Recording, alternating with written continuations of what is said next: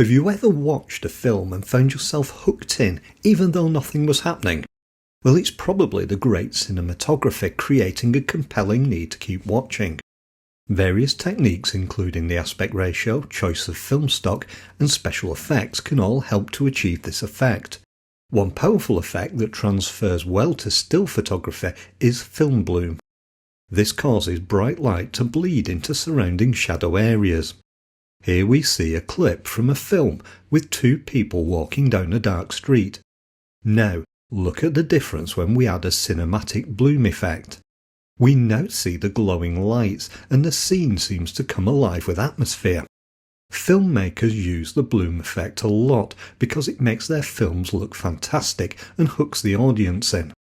So, let's look at how we can add a bloom effect to our photography using Photoshop. Here's a scene outside a bar in Liverpool at night. I captured this using an iPhone and we already see some light bleed around the lights. But this isn't enough to produce the atmosphere we want, so here's how to add a bloom effect to it. And if you want to follow along with the video, there's a sample file on my website. I'll include a link to it in the YouTube video description. The first step is to duplicate the image layer by right-clicking on it in the Layers panel. We can then choose the Duplicate Layer option in the pop-up menu. Then, in the Duplicate Layer dialog, call the layer Bloom Effect. When we click OK, the new layer appears in the Layers panel. Next, we want to convert the layer into a smart object.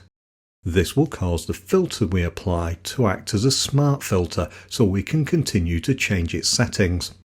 To convert the layer, ensure you have it selected in the Layers panel by clicking it. You can then click the Filter menu and choose the Convert for Smart Filter option. You might then see an information dialog telling us the layer is being converted. If you do, click the OK button and the layer will be converted. Look closely now at the layer thumbnail in the Layers panel. We can see a small icon to the bottom right. This indicates the layer is a smart object rather than a regular image layer. Once the layer has been converted to a smart object, we can then apply a blur filter to it.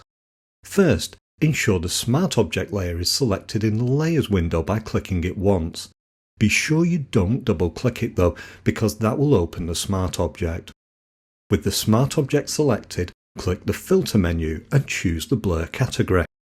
Then, in the Blur submenu, choose the Gaussian Blur filter. This displays the Gaussian Blur dialog where we can set the level of blur. We want to find a blur level that seems to create a soft edge around the lights. Don't worry about getting it exactly right though. Because the filter is being applied to a smart object, we can change it later. Let's use a blur radius of about 15 for this image. We can then click OK to apply the effect. We now see the Gaussian Blur filter applied below the Smart object in the Smart Filters section. Then if we want to change our blur settings, we just double-click the filter to reopen it. Now, all we need to do is change the blend mode for our Smart object to produce the bloom effect. Select the bloom effect layer to see its blend mode in the Layers panel.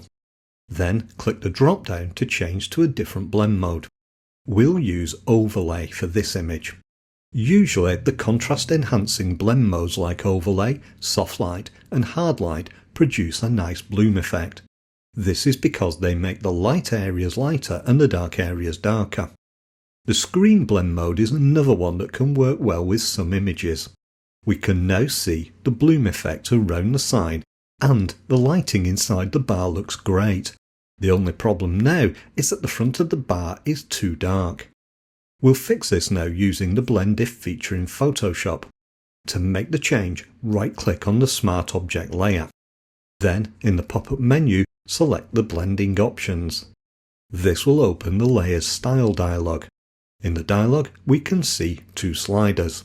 The top one controls how the current layer, the Smart Object, is blending with the layers in the image below it. We'll use this to prevent it from affecting the dark areas of the image. Start by dragging the left marker slowly to the right. As we move it, we see the effect vanish from the shadows. Keep moving it right until the darkest areas of the image aren't being affected. A value of about 50 looks okay with this example. The only problem now is that this has produced a hard edge between the areas that are and aren't affected. The way to correct this and blend the two areas together is by splitting the slider control. To do this, hold down the Option key on your keyboard whilst clicking and dragging the slider. That's the Alt key if you're using a Windows PC. The slider then splits and we can move the two halves independently. This creates a blending effect between the pixels that are and aren't affected. Keep moving the slider to the right until it reduces the effect on the bar's interior. A value of around 120 seems to do the trick with this image. We can then click the OK button to apply the changes and close the dialog. Now when I hide and show the Smart Object layer, you can see the bloom effect it's producing on the sign above and inside the bar. Now, let's look at some ways to control the effect for a better result.